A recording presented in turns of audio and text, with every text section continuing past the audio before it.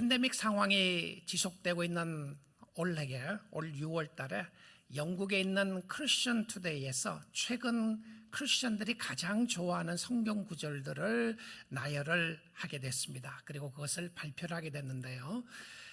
역시 지금 이와 같은 때에도 성도들이 가장 좋아하는 성경 구절은 요한복음 3장 16절이었습니다. 하나님이 세상을 이처럼 사랑하사 독생자를 주셨으니 누구든지 저를 믿는 자마다 멸망하지 않고 영생을 얻게 하려 함이라고 하는 말씀이었고요.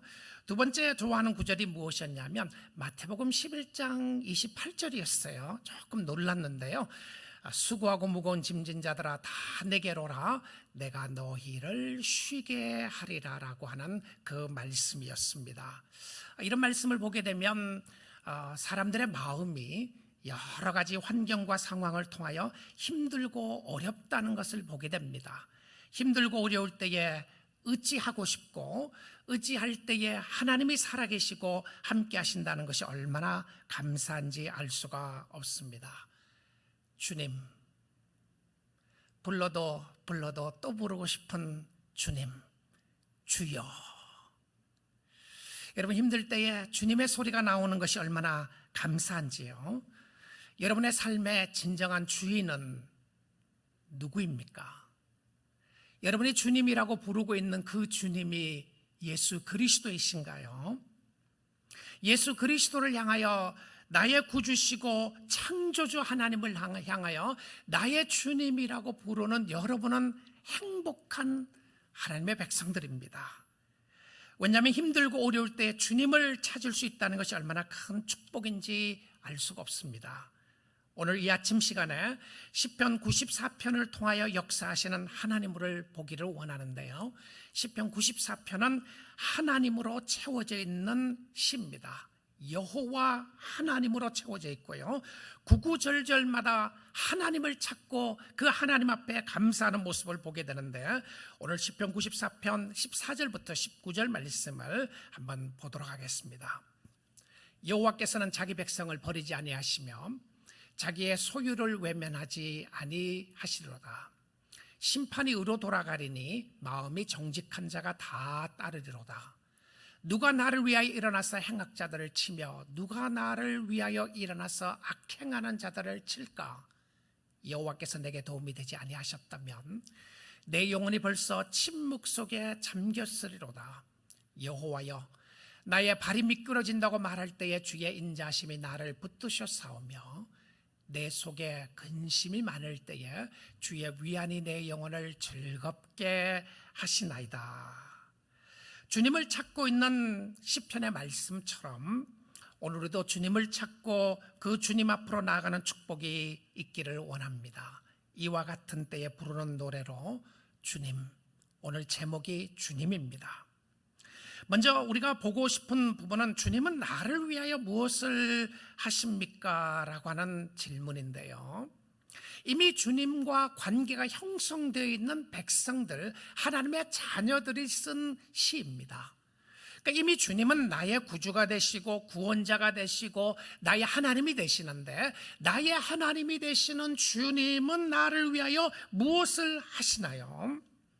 여기에 그 하나님을 향하여 여호와라고 하는 표현이 여러 번 나옵니다. 여러분이 잘 아시는 것과 같이 이 여호와라고 하는 표현은 야훼, 곧 언약의 하나님이라고 하는 표현입니다. 하나님을 향하여, 창조주 하나님을 향하여 당신은 언약의 하나님이십니다 라고 하는 표현이에요. 야훼의 하나님이십니다. 하나님은 아버지가 되시고 우리는 그의 자녀 관계 속에서 주시는 말씀이라는 거예요. 그 하나님을 향하여 주님이라고 부르고 그 하나님을 향하여 아버지라고 부르는 하나님의 백성들이 그 하나님이 나를 위하여, 당신을 위하여, 여러분을 위하여 무엇을 하시는지를 이 시편에서는 찬양을 하고 있습니다. 먼저 1절 말씀을 보게 되면 이 시는 이렇게 시작을 합니다. 여호와여, 복수하시는 하나님이시여, 복수하시는 하나님이여 빛을 비추어 주소서. 놀랍게도 이 시의 중간 부분을 우리가 중간에서 끝부분을 보았지만 이 시편의 시작은 여호와 하나님은 복수하시는 하나님이시다, 원수 갚으시는 하나님이다, 이런 부분이에요. 여러분 위로가 되시나요? 가장 높은 곳에 계시는 하나님은, 여러분이 아버지라고 부르고 있는 여호와 하나님은 재판장입니다. 최고의 법관이에요. 최고의 재판관이에요. 가장 높은 곳에 계시는 대법관장, 대법원의 법관장이신데 그는 공의와 정의로 심판하십니다. 하나님께 간구를 하면서 하나님의 임재하심을 위하여 기도하는 기도로 이 시가 시작하고 있다는 것을 보게 됩니다. 이 시편 94편은 세상의 불공평함과 힘듦과 어려움을 보는데 실질적으로 이 시는 매우 개인적인 경험 속에서 쓴 시입니다. 어떤 공동체적인 모습보다는 개인적인 경험 속에서 쓴 것인데요, 오늘 말씀을 듣고 있는 여러분 개인이 이런 하나님을 경험하고 체험할 수 있기를 원합니다. 우리의 주위의 환경과 어려움을 통하여 개인적으로 하나님을 만날 수 있는 역사가 있기를 원하는데요, 그는 자신과 세상의 불공평의 문제를 해결해 주시는 분은 하나님이라는 것을 고백합니다. 나의 진정한 삶의 주인이시요, 내가 힘들고 어려움을 당하고 있을 때에, 내가 불의하게 어려움을 당하고 있을 때에 나를 복수해 주시고 나에게 원수를 갚아 주실 분은 하나님이십니다 라고 이렇게 고백을 해요. 자, 그리고 15절을 한번 보겠습니다. 15절에 보시면 심판이 의로 돌아가리니 마음이 정직한 자가 다 따르리로다. 심판이 의로 돌아간다. 무슨 말인가요? 이 영어 표현에는 이렇게 했어요. For the justice will return to the righteous. 조금 표현이 다르죠. 더 분명하게 표현이 됩니다. For the justice will return to righteous. 그러니까 결과적으로 의인에게는 정의가 이루어진다는 겁니다. 여러분, 요즘 미국에 살고 있는 우리에게 정말 많이 듣는 소식은 코로나 바이러스 것도 있지만, 여러분이 뉴스를 잘 보시면 지금 공의, 정의에 대해서, justice에 대해서 이야기를 참 많이 하고 있습니다. 우리가 외면할 수 없는 그 단어예요. 언젠가는 의인에게 공정하게, 공평하게 의인이 승리할 것을 이야기하는 거예요. 그런데 현실은 어떻습니까? 현실은 정의가 의인에게로 돌아가지 않고 악인에게 가는 것 같아요. 의인이 고난을 받고 있습니다. 악인들의 잘못 때문에 의인들도 고난을 당하고 있어요. 악인들이 승리하는 것 같습니다. 악이 더 센 것 같은 것을 보는 거예요. 그런데 정의가 어디 있고 공의가 어디 있느냐고 부르짖고 있는데, 결과적으로는 하나님의 공의는 의인에게 나타난다는 것을 이야기를 하고 있습니다. 언젠가 하나님 앞에 해결된다고 하는 표현이죠. 그럼에도 불구하고 이 시인이 확인을 좀 하고 싶었던 것 같아요.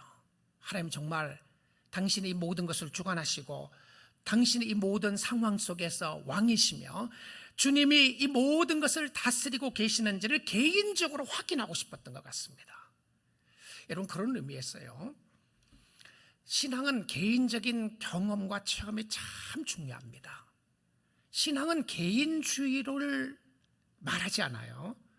근데 여러분이 주님을 만나는 경험이 없으면요, 여러분 한 분 한 분이 제가 주님을 만난 경험이 없으면, 제가 아무리 아름답고 좋은 말로 설교를 한다고 할지라도 저는 그것과 상관없는 사람이라면 저는 참 불쌍한 사람입니다. 그래서 주님을 만나는 경험과 주님을 만나는 체험이 많이 필요한데요, 근데 여러분의 삶 속에 있는 어려움과 힘든 것을 가지고 주님 앞에 많이 아뢰세요. 이야기를 하세요. 자, 근데 이 시인이 확인하고 싶었던 것이 있었는데 바로 16절입니다. 누가 나를 위하여 일어나서 행악자들을 치며 누가 나를 위하여 일어나서 악행하는 자들을 칠까. 자, 이미 1절에서 그랬어요. 하나님은 복수하신 하나님이시라고 말입니다. 하나님은 원수를 갚는 하나님이라고 고백을 했어요. 근데 마음속에는 실질적으로 부딪히진 않았던 것 같아요. 여러분, 신앙생활을 하다가 보면 여러분 그동안 알고 있었고 믿고 있었던 것이 실질적으로는 내 삶 속에 경험되지 않는 부분들이 있잖아요. 근데 아마 그 마음을 가지고 이 시인이 주님 앞에 나가는 것 같습니다. 누가 나를 위하여 일어나서, 무슨 이야기죠? 이것은 무엇이냐? 누가 나를 보호해 줄 것인가? 정말 누가 나를 지켜줄 건가? 이렇게 힘들고 어려운 상황 속에서 원수들이 설치고 있고 악을 행하는 사람들이 오히려 이 세상을 다스린 것 같은 이 세상 속에서 누가 내 편이 되어줄 것인가? 이런 이야기를 합니다. 누가 나의 방패가 되어줄 것인가 한번 확인하고 싶었던 것 같습니다. 여호와 하나님이 보호자가 되시고 억울함을 풀어주시는 하나님이신데, 이 구절 가운데 우리는 두 가지를 생각할 수 있습니다. 첫째는요, 혹시 여러분은 가해자가 아닌가를 생각해 보십시오. 가해자가요, 힘이 있다고 해서, 아무도 보지 않는다고 해서, 지금은 괜찮다고 해서 다른 사람에게 악을 행하고 피해를 주는 모습은 없는지 한번 살펴보십시오. 여러분의 이익과 여러분이 가지고 싶은 욕망과 욕심을 채우기 위해서 다른 사람들을 함부로 하고 공의가 실행되지 않고 공의를 사랑하지 않고 정의를 사랑하지 않고 마음대로 했던 모습이 없는지를 한번 잠깐 생각해 보시면 좋겠습니다. 왜 그러냐면, 우리가 성도들은, 교회에 다니는 많은 성도들은 그런 생각이 많이 있는 것 같아요. 나는 가해자라고 생각하는 사람보다는 나는 피해자라고 생각하는 사람이 너무 많은 거예요. 제가 어느 날 그런 이야기를 어느 때 한 기억이 나는데요, 왜 교회는 가해자는 한 사람도 없고 다 피해자냐? 목사도 피해자고 장로도 피해자고 교인들도 피해자고 구역장들도 피해자고 섬기는 자도 다 피해자예요. 그럼 가해자는 어디 있는가? 내가 다른 사람들에게 상처를 주고 아픔을 주고 내가 공의와 정의를 실행하지 않음으로 인해서 다른 사람이 나 때문에 실족했던 것은 생각하지 않는가? 내가 가해줄 수도 있다는 것이죠. 내가 다른 사람에게 상처를 준 사람일 수도 있다는 것입니다. 근데 그것을 다루시는 거, 혹시 여러분의 마음속에 말씀을 듣다가 내가 가해자라는 생각이 들면 무엇을 하면 되죠? 회개하면 되죠. 하나님, 정말 죄송합니다. 내가 그 사람에게 상처를 줬습니다. 내가 하지 말아야 될 일들을 했습니다. 내가 힘이 있다고 그 힘을 가지고 사람들을 함부로 다루었습니다. 내가 가해자입니다. 자, 두 번째는요, 내가 피해자라고 생각하는 사람이 있습니다. 내가 피해자라고 하는 생각이 들면, 여러분, 원수 갚는 것은 하나님이 우리에게 맡기지 않았습니다. 내가 원수를 갚고 싶은 마음이 너무너무 많을지라고 할지라도 하나님이 해결해 주시도록 하나님을 신뢰하는 믿음이 필요하다는 것이죠. 우리를 보호하시고 지키시고 억울함을 해결해 주시는 분은 하나님이시고 그 하나님이 살아계십니다. 지금도 함께 하시고 동행하시는데요, 근데 그 하나님이 어떻게 자기를 인도하셨는지를 고백을 해요. 그 이야기가 있고 난 이후에 자기 어떤 신앙 고백을 하게 되는데, 이 신앙 고백이 우리의 고백이기를 원합니다. 시편 94편 17절인데요 여호와께서 내게 도움이 되지 아니하셨다면, 지금 과거예요. 지금 뒤를 돌아보는 겁니다. 여호와께서 내게 도움이 되지 아니하셨다면 지금 내 영혼이 벌써 침묵 속에 잠겼으리로다. 여호와가 내게 도움이 되지 아니하셨다면, 이웃 사람 아니에요. 옆 사람 아닙니다. 여호와께서 내게 도움이 되지 아니하셨더라면, 정말 주님이 돕지 않았더라면 그 어려운 상황을 어떻게 지나갔을까? 도대체 이 시인은 어떤 어려움이 있었길래 어떤 문제들 때문에 이렇게 표현했을까요? 오늘 2절에 보게 되면 그는 교만한 사람들을 만나게 됩니다. 3절에 보게 되면 악인들을 만나게 되고요, 4절에 보게 되면 오만한 자들을 만나게 되고, 16절에 보게 되면 행악자들, 악행하는 자들, 악한 자들이 주위에 많이 있었어요. 자, 이 94편이 누가 썼는지는 기록이 없어요. 근데 이 시인이 개인적으로 주위에 참 많은 힘들고 어려운 사람 때문에 힘들었던 것 같아요. 근데 그들이 어떤 모습 때문에 힘들었냐면 3절에 보게 되면 그들이 개가를 부르고 있습니다. 막 그냥 다른 노래를 부르면서 자기네들이 이긴 것처럼 승리한 것처럼 노래를 부른다는 표현이죠. 4절에 보니까 마구 짓거리고 있어요. 그리고 떠든다고 되어 있습니다. 아마 목소리도 굉장히 컸던 것 같아요. 그들이 이기는 모습들을 본 것 같습니다. 그리고 5절에 보니까 주의 백성을 짓밟는다고 되어 있습니다. 그뿐만이 아니었습니다. 소유를 곤곡해 한다고 되어 있고요. 그들이 어떤 사람이었습니까? 6절에 보니까 고아와 과부를 죽인다고 이야기되어 있어요. 힘없는 자를 짓밟고 있는 모습을 보고 있습니다. 7절에 보니까 그러고 그들은 고백을 합니다. 하나님이 어디 있느냐고 말입니다. 누구예요? 행악자들의 고백이었어요. 자, 거기에 피해자가 누굽니까? 이 시인입니다. 이 시를 쓴 사람이에요. 이 모습을 보게 되면 우리가 이 땅에 살아나가는 동안 우리의 주위를 통해서도 볼 수 있는 부분들이죠. 이 시인은 참 힘들고 어려운 상황에서 살게 되었습니다. 그래서 하나님 앞에 부르짖고 하나님을 찾고 있는데요, 하나님의 도우심을 간구하고 이런 어려운 상황에서 이길 수 있었던 비결은 여호와 하나님이 나를 도우셨다라는 것이었습니다. 여러분, 주위의 환경과 상황 때문에, 사람들 때문에, 악한 일들 때문에 너무 힘드시나요? 여호와 하나님이 도와주시지 아니하셨더라면 어떻게 되었을까? 요즘 팬데믹 상황이니까 아마 생각할 시간이 어느 때보다 많죠. 여러분, 주위의 모습뿐만이 아니고 여러분의 과거의 삶을 이렇게 돌아보게 되면 여러분, 그때 그 순간 하나님이 아니었더라면 어떻게 내가 왔을까? 내가 운전하고 있었던 그 순간 하나님이 아니셨다면, 여러분 그런 거 느낀 적이 있으셨잖아요. 정말 주님이 도우셨다. 여러분, 비즈니스를 하다가 망할 뻔했는데, 아니 망했는데 다시 일으켜주신 경험을 하신 분들 있잖아요. 병이 들었는데 죽을 것 같은데 하나님이 살려주신 경험 있잖아요. 자녀들이 어려움을 당했는데 그 어려움 속에서 건져주셨던 하나님의 강권적인 손길이 있잖아요. 거기 가지 말았어야 했는데 갔는데 하나님이 보호해 주셨던 그 역사 있으시잖아요. 이 미국 땅에서 이민 생활을 하시면서 힘들고 어려운 것 가운데 뒤를 돌아보면서 하나님이 아니셨더라면 어떻게 할 뻔했겠는가? 주님이 아니었더라면.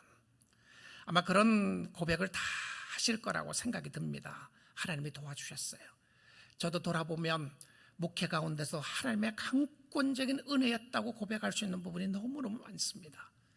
저희의 부족함과 연약함과 실수와 실패에도 불구하고 하나님이 긍휼히 여기시고 붙잡으셨던 손길이 있어요. 여러분, 그런 고백 하시죠? 주님이 아니셨더라면, 주님이 함께하지 않았더라면, 주님이 도와주지 않았더라면 내가 어떻게 여기까지 왔겠는가? 그 표현 말입니다. 여러분, 뒤를 돌아보십시오. 뒤를 돌아보세요. 하나님이 어떻게 여러분을 인도하셨는지 말입니다. 근데 그 도와주신 하나님에 대해서 고백을 하면서 14절에는 이런 고백을 하고 있습니다. 여호와께서는 자기 백성을 버리지 아니하시며 자기의 소유를 외면하지 아니하시리로다. 여러분, 하나님은요, 하나님의 백성이 소유일 수도 있죠. 우리가 하나님의 소유된 하나님의 백성들인데, 지금 여기 나오는 소유는 단순히 하나님의 백성을 이야기하는 거 아닙니다. 하나님의 백성 플러스 그들이 가지고 있는 소유입니다. 그러니까 하나님은 여러분이 가지고 있는 소유에 대해서도 관심을 가지세요. 여러분의 가정에 관심을 가지시고요, 여러분의 자녀에 관심을 가지시고, 여러분의 물질에 관심을 가지시고, 여러분의 건강에 관심을 가지시고, 여러분의 재능에 관심을 가지신다고요. 그거 다 나쁜 것 아니잖아요. 그 소유도 하나님이 지켜주시고 외면하지 않는다고 그는 고백을 합니다. 하나님은 가져가시고, 하나님은 빼앗아 가시고, 하나님은 고통을 주시기 위한 하나님이 아니시라는 것을 고백을 해요. 여러분의 소유가 된 건강, 자신, 가정, 재능, 물질, 하나님 귀하게 보시는 것 아시나요? 외면하지 않으시는 하나님을 보여주고 있습니다. 여러분, 그 하나님을 찬양하시고요, 과거에 도와주셨던 하나님이 앞으로도 여러분을 도와주시고 인도해 주실 줄 믿습니다. 위험한 순간을 당할 때에 반드시 그 순간 하나님을 찾으시면 하나님이 외면하지 아니하시고 그곳에서 도와주신 손길을 함께 하실 겁니다. 자, 두 번째요, 주님은 나를 무엇으로 붙들어 주셨는지 보겠습니다. 어려움에 처해 있을 때 하나님이 도우셨다고 고백한 시인은 좀 더 구체적으로 그 어려움의 상황을 말하고 있고요, 하나님이 어떻게 도우셨는가를 이야기를 합니다. 94편 18절입니다.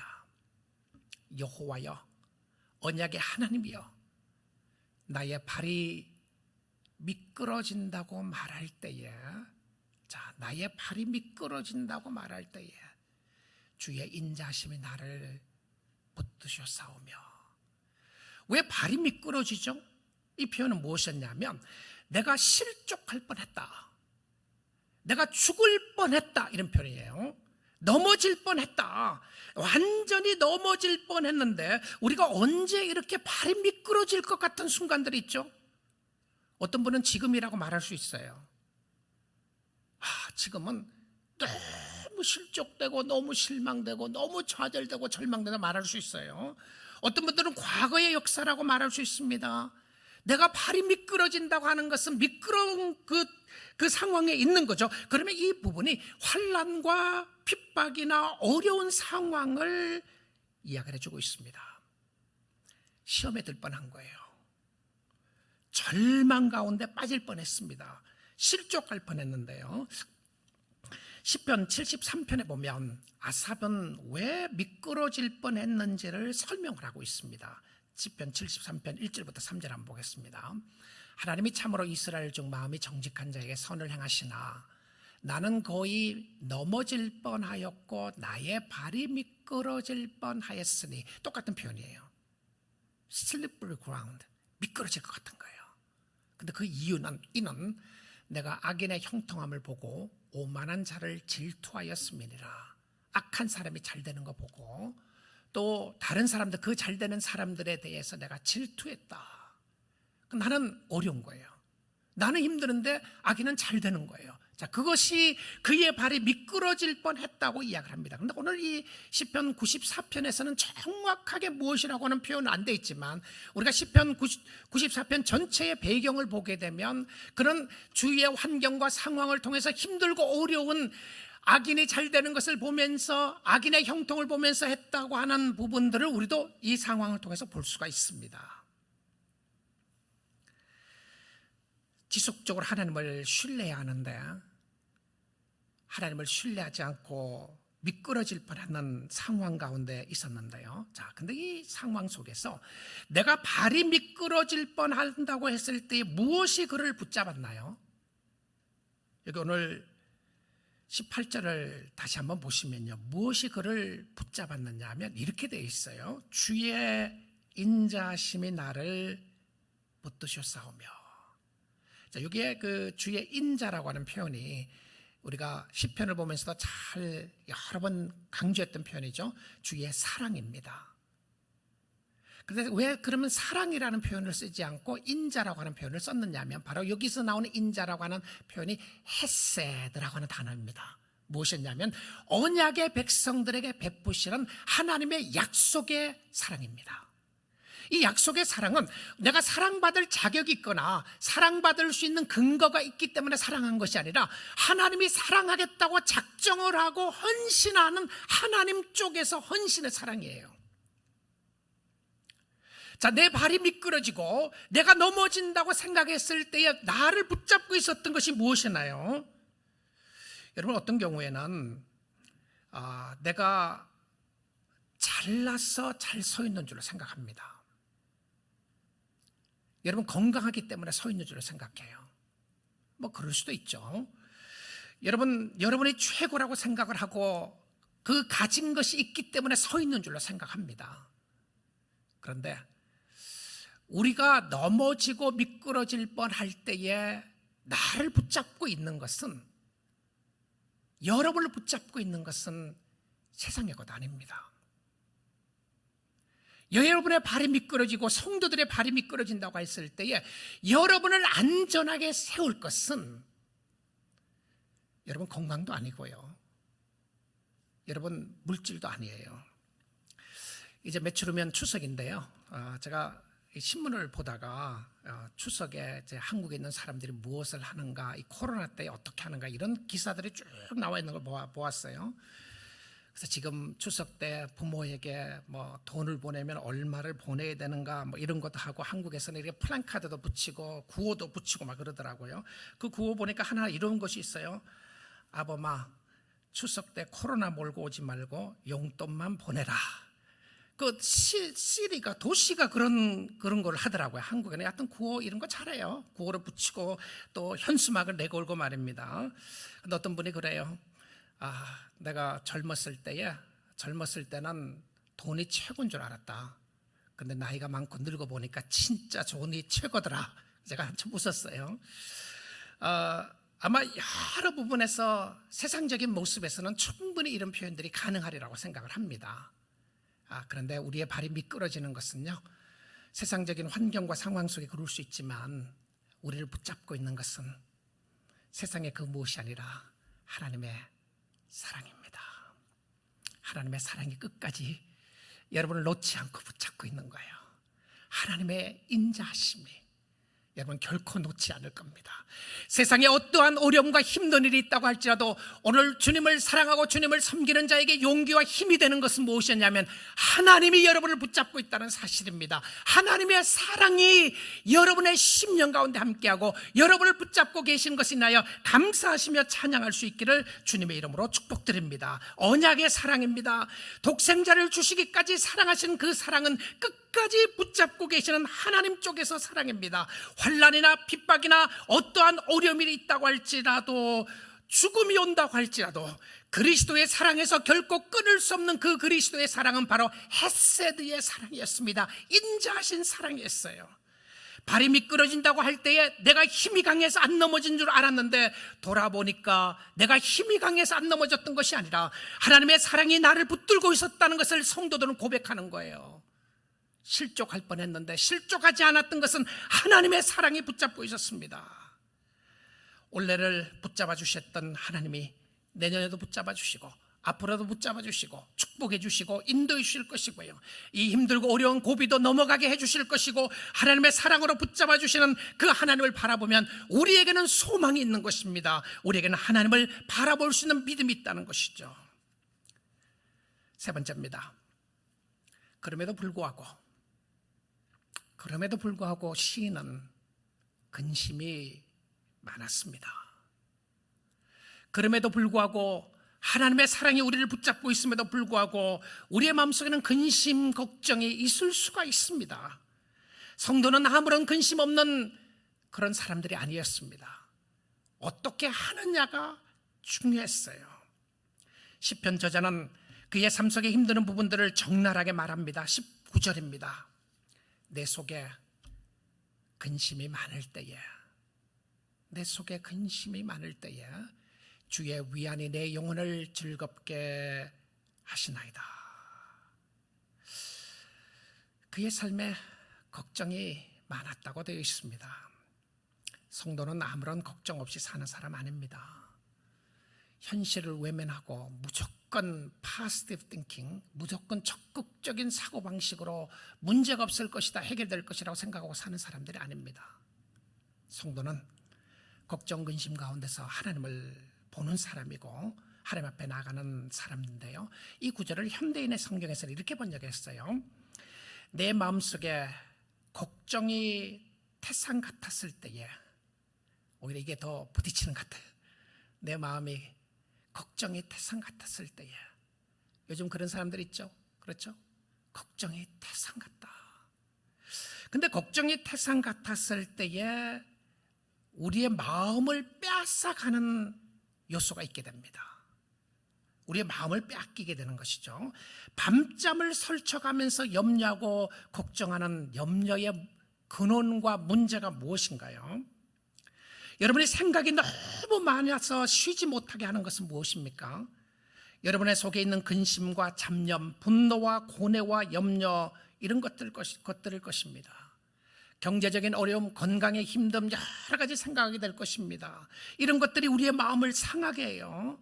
걱정과 근심이 많을 때에 무엇이 그의 마음을 기쁘게 했다고 되어 있습니까? 내 영혼을 즐겁게 했던 것이 무엇입니까? 주의 위안이라고 되어 있어요. 여러분, 이 주의 위안이 뭔지 압니까? consolation, 하나님의 위로하심입니다.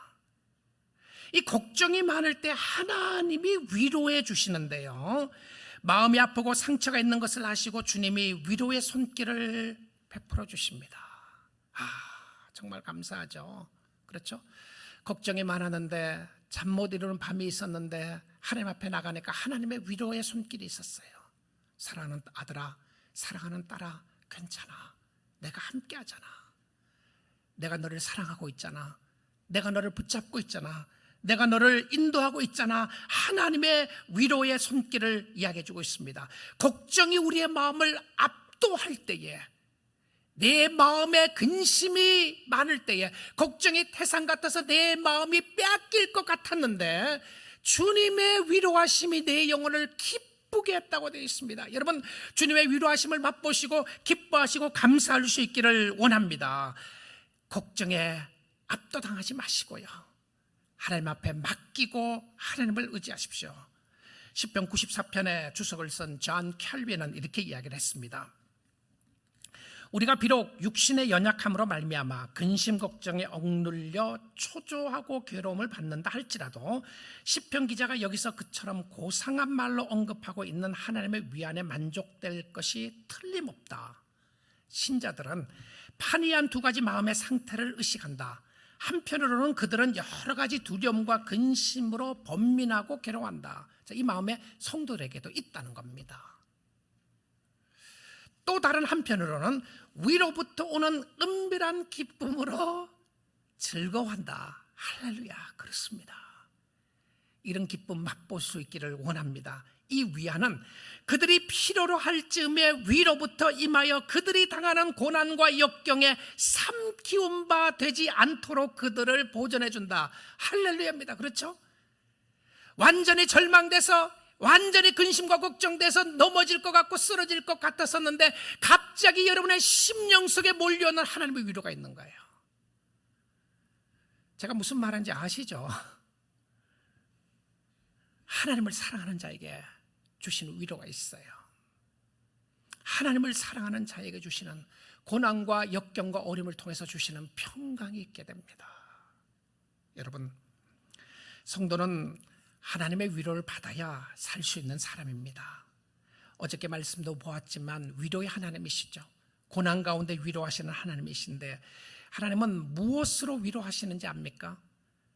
하나님이 직접 위로하시기도 하시고 사람들로 통해서도 위로하시기도 하시지만 오늘 하나님의 말씀으로 위로하는 모습을 보겠습니다. 시편 119편 49절 50절입니다. 주의 종에게 하신 말씀을 기억하소서. 주께서 내게 소망을 가지게 하셨나이다.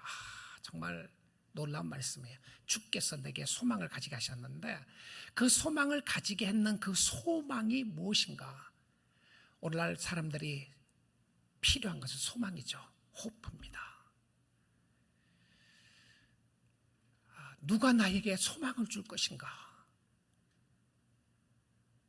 나의 소망은 어디서 오게 되는가?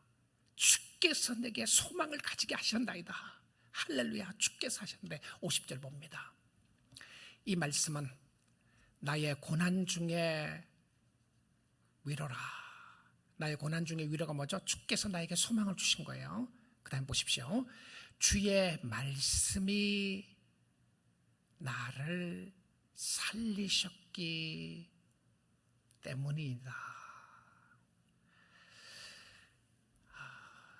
여러분의 삶을 살리는 것은 하나님의 말씀입니다. 주의 말씀이 살렸어요. 주의 말씀이 신앙을 가까이 가게 했고요, 주님을 찾게 했습니다. 말씀으로 가까이 가십시오. 말씀 앞에 서십시오. 그동안 여러분이 배웠던 성경 말씀 앞에 이제는 삶으로 살아나가십시오.